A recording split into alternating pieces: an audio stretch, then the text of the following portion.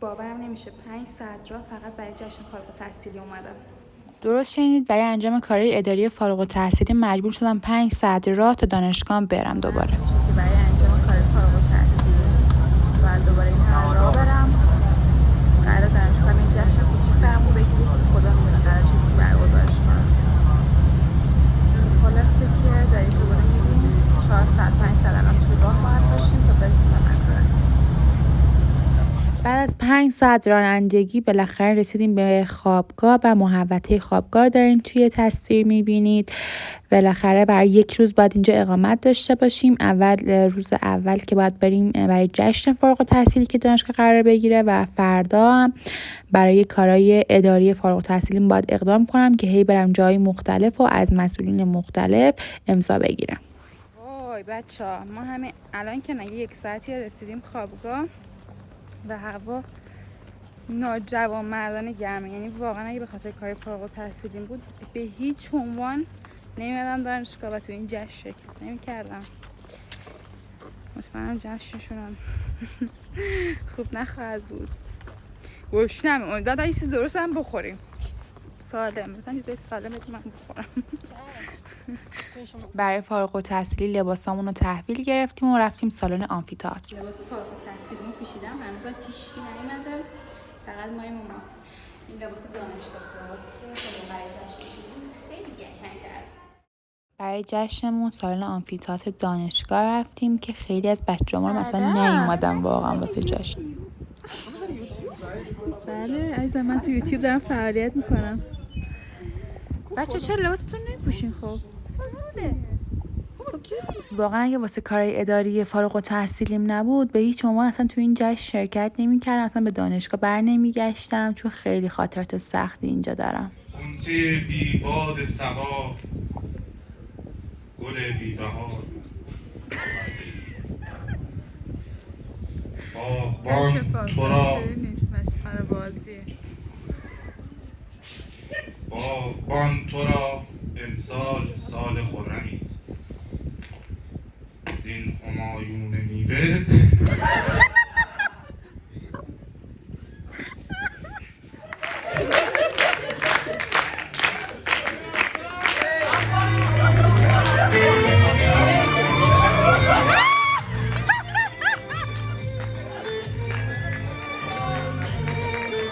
اوج پذیرایی دانشگاه ما هم برای این جشن فارغ التحصیلی همین کاپ کیک و یکم آب میوه بود. خورشید میتابد دوباره، فردایی آورد به درگاه پاک و مقدست، به درگاه پاک و مقدست شکر میگویم که الطاف بی پایانت را شامل حالم نمودی و مرا وارد حرفه ارزشمند اتاق عمل گردانیدی.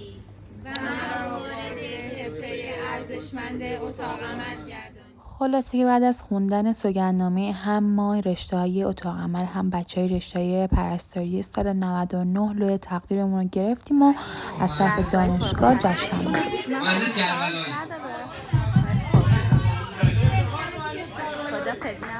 ماشاءالله مهندس دوست صبح از ساعت 7 صبح تا الان من داشتم امضا میگرفتم برای فارغ التحصیلیم و همین الان تموم شد. واقعا خدا رو شکر، یعنی انقدر که من تو این دوران اذیتم کردن، فقط میتونم بگم خدا رو شکر تموم شد.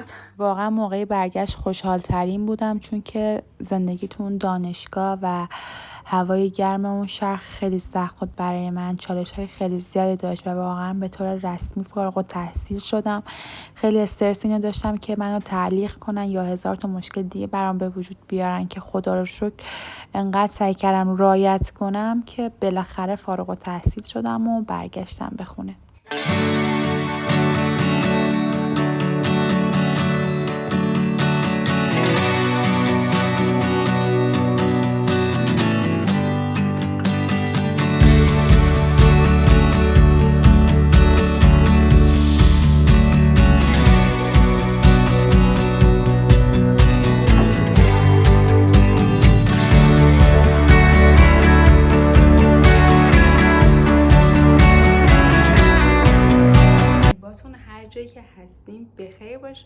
روزی که با شوی قهوه شروع شه قطعا برام روز قشنگیه.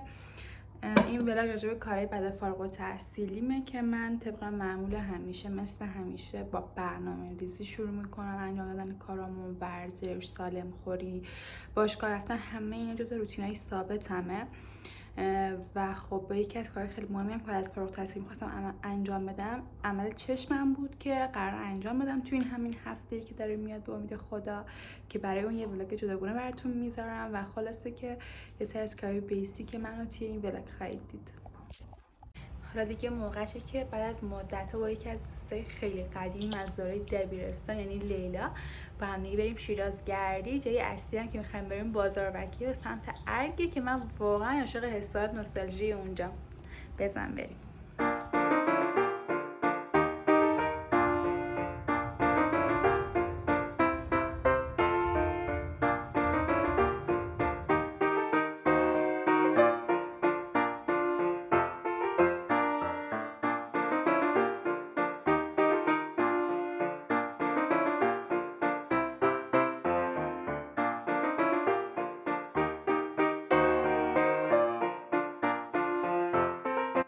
منتظرم دوستم بیاد، هنوز نرسیده دیگه. نزدیک غروب هم هستش، نورای قرمز روی ارگ معلوم میشه.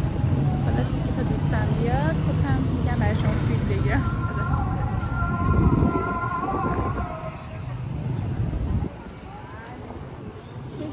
بچه ها دوستم لیلا اومد رسید بهمونا برای بچه های یوتیوبه. خب یه چیزی بگم بهتون، دوستم لیلا از دوران دبیرستان با من دوست بوده و هنوزم با هم دیگه دوستیم. خب بریم داخل بازاربکی یکم. آره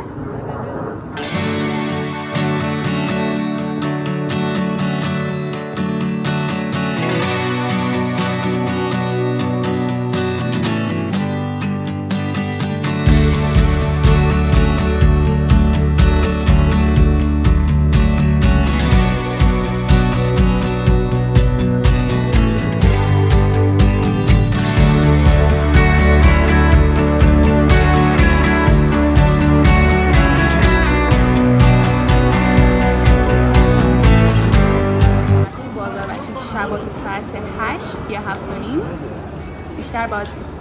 من نمیدونستم ولی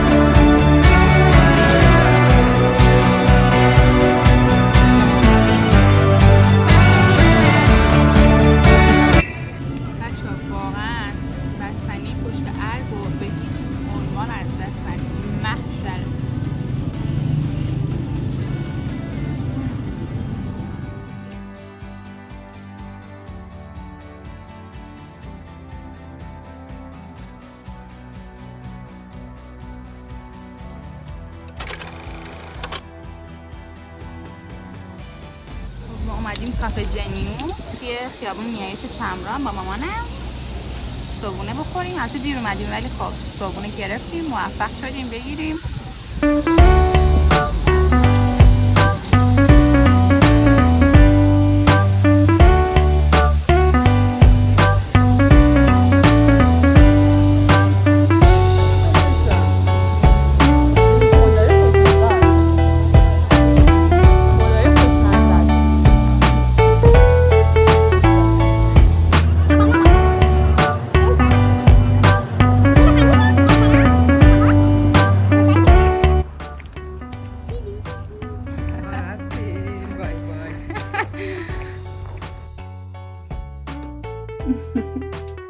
رسیدیم خونه برای روز جمعه گفتم یه بستنی رژیمی سالم درست کنم که میخوام به شما یاد بدم. میوه‌ای که دوست دارید که ترکیبش با شیر خوشمزه میشه رو بذارین توی فریزر برای چند ساعت یخ بزنه، بعد بریزین توی مخلوط کن. من انبه و موز انتخاب کردم که ریختمشون توی مخلوط کن و بعدش یه مقدار خیلی کم، یعنی کمتر از نصف لیوان شیر بهش اضافه کردم که البته چشمی میتونید بریزید و وقتی که همش میزنید یه بافت خیلی جالب مثل بستنی بهتون میده و واقعا طعمش بی‌نظیره، نه نیاز به شکر داره نه هیچ ترکیب اضافه دیگه، خودش به تنهایی خیلی خوشمزه است. حتما امتحان کنید. بعدم برای اینکه کالری روزمون رو بسوزونیم رفتم 1 ساعت پیاده روی توی جای مورد علاقه‌ام، پیاده روی پل مالی‌آباد. هوا یکم گرم بود ولی خب به مرور هرچی عصرتر میشد خنک‌تر میشد. اونجا هم کنار آب نشستم و پامو گذاشتم توی آب و یکم مدیتیشن کردم و جاتون خالی، حسابی بهم خوش گذشت.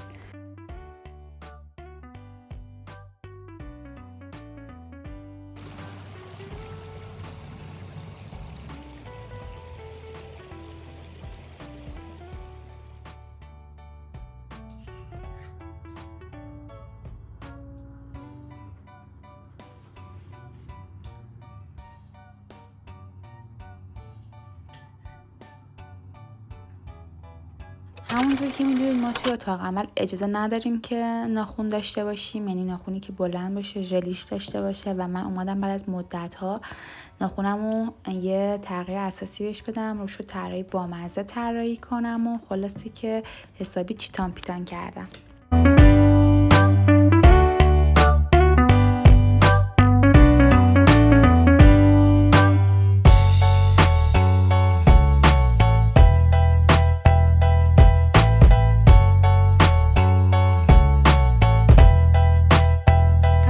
پیرسینگ بینی داشتم و عاشقش بودم ولی خب دانشگاه بهم گیر داد و مجبور شدم پیرسینگمو بردارم و یکی از کارهایی که تو ذهنم بود انجام بدم پیرسینگ زدن بود که رفتم توی درمانگاه میلاد توی شیراز. اول برام بی‌حسی زد و بعدش هم در جیکی ثانیه و من پیرسینگ بینی زد. من خودم به شخص عاشق پیرسینگم و پیرسینگ بینی مورد علاقه ترینمه. چطور شده پیرسینگم؟ از اونجایی که قلب دوم آدم پاهاشه رفتم یه حال اساسی هم به پاهام دادم و بعد از کلی وقت پدیکور کردم.